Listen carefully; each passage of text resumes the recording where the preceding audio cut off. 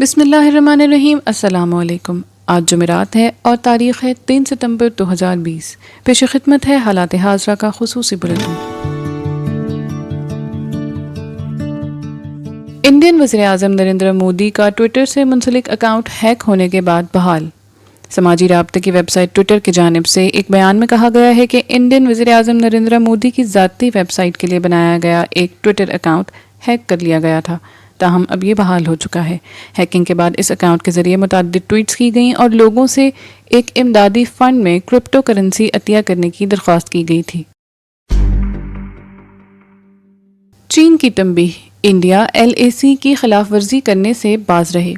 India اور چین کی سرحد پر دونوں ممالک کے فوجیوں کے درمیان لداخ سیکٹر میں پیر کو کشیدگی کی خبروں کے بعد چین نے انڈیا کو متنبہ کیا ہے کہ وہ ان علاقوں سے اپنے فوجیوں کو فوراً واپس بلائے جہاں انہوں نے دراندازی کی ہے۔ یاد رہے کہ پیر کو انڈیا کی وزارت دفاع نے ایک بیان میں کہا تھا کہ انڈیا نے پینگونگ سو جھیل کے جنوبی کنارے پر انڈین زمین پر قبضہ کرنے کی چینی کوشش کو پسپا کر دیا ہے۔ پاکستانی مشتبہ سائبر نیٹ ورک کے خلاف فیس بک کی کارروائی۔ فیس بک نے پاکستان سے حب الوطنی کے نام پر جعلی اکاؤنٹس چلانے والے ایک نیٹ ورک کے خلاف کارروائی کر کے سینکڑوں اکاؤنٹس بند کر دیے ہیں۔ یہ اکاؤنٹس حکومت اور حکومتی اداروں پر تنقید کرنے والوں کے خلاف مزاحمتی کارروائیوں میں منسلک تھے۔ پاکستان نے ٹنڈر سمیت کئی ڈیٹنگ ایپس پر پابندی عائد کر دی ہے۔ پاکستان ٹیلی کمیونیکیشن اتھارٹی کا کہنا ہے کہ ان ایپس کو اس لیے بند کیا گیا ہے تاکہ غیر اخلاقی مواد کو روکا جا سکے۔ انڈیا میں PUBG موبائل ویڈیو گیم پر پابندی پاکستانی گیمرز کے لیے بھی موضوع بحث بن گئی۔ انڈیا اور چین کے درمیان جاری سرحدی کشیدگی کے پس منظر میں انڈین حکومت نے مزید 118 چینی موبائل ایپس پر پابندی عائد کر دی ہے۔ حالیہ پابندی سے متاثر ہونے والی ایپس میں موبائل ویڈیو گیم PUBG اور میسیجنگ ایپ WeChat ورک شامل ہیں۔ اس سے قبل انڈین حکومت نے قومی سلامتی کے خدشات کے باعث مشہور ایپ ٹک ٹاک سمیت 59 چینی ایپس پر پابندی لگائی تھی۔ سوشل میڈیا پر PUBG کے انڈین کھلاڑیوں نے اس فیصلے پر افسوس کا اظہار کیا ہے، جبکہ کئی لوگوں کے مطابق انڈین حکومت کا یہ فیصلہ صحیح ہے۔ پاکستان میں بھی PUBG سے متعلق یہ فیصلہ زیر بحث ہے۔ یہ گیم پاکستان اور انڈیا دونوں ہی کے نوجوانوں میں مقبول ہے اور اس طرح ان میں رابطے قائم کرنے کا ذریعہ بنی ہوئی ہے۔ اور اب بڑھتے ہیں آج کے اہم موضوع کی جانب۔ پاکستان افغانستان مذاکرات، کیا اس سے مسائل حل ہوں گے؟ افغانستان کے دارالحکومت میں پیر کے روز پاکستان اور افغانستان ایکشن پلان برائے امن اور یکجہتی کا دوسرا اجلاس ہوا۔ پاکستانی دفتر خارجہ کی جانب سے اجلاس کے اختتام پر جاری ہونے والے اعلامیے میں کہا گیا ہے کہ دونوں ملکوں کے درمیان 5 ورکنگ گروپس میں سیاسی و سفارتی، افواج کے درمیان تعاون، انٹیلیجنس تعاون اور اقتصادی اور پناہ گزینوں کے موضوعات پر سیر حاصل بحث ہوئی۔ سیکریٹری خارجہ کی طرف سے افغان امن عمل کے لیے پاکستان کی مستقل حمایت کی توثیق کی گئی اور اس بات کا اعادہ کیا کہ افغانستان میں تنازع کا کوئی فوجی حل نہیں ہے۔ دفتر خارجہ کی جانب سے جاری کیے گئے بیان میں کہا گیا ہے کہ پولیٹیکو ڈپلومیٹک ورکنگ گروپ میں پاکستانی فریق نے باضابطہ اعلیٰ سطح کے تبادلے کے ذریعے باہمی تعلقات کو مستحکم کرنے، معاشی شراکت میں اضافہ اور دونوں ممالک کی عوام کے درمیان رابطے کو تیز کرنے پر توجہ دی، جبکہ اقتصادی ورکنگ گروپ کے تحت 2 طرفہ تجارت کو بڑھانے پر بات چیت ہوئی۔ اس بیان میں مزید کہا گیا ہے کہ دونوں ملکوں کے درمیان اس اجلاس میں افغان پناہ گزینوں سے متعلق تمام پہلوؤں پر تبادلہ خیال ہوا اور دونوں ملکوں کی افواج اور انٹیلیجنس کو آپریشن ورکنگ گروپس میں قریبی تعاون پر زور دیا گیا۔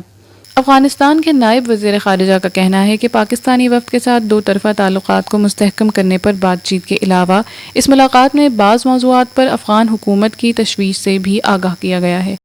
دونوں ممالک کے درمیان 2 طرفہ تعلقات بڑھانے پر اتفاق کیا گیا ہے اور پاکستانی مہمانوں کے ساتھ ان کی جانب سے سرحدی باڑ لگانے اور کئی دیگر حساس موضوعات پر ان کے ساتھ اپنی تشویش کا اظہار بھی کیا ہے۔ افغان وزارت خارجہ کے ترجمان کا کہنا ہے کہ اس ملاقات میں افغان وزیر خارجہ کو پاکستانی وفد نے طالبان کے دورہ پاکستان کے بارے میں بھی آگاہ کیا، لیکن سوال یہ ہے کہ کیا اس سے دونوں ملکوں کے درمیان مسائل حل ہوں گے؟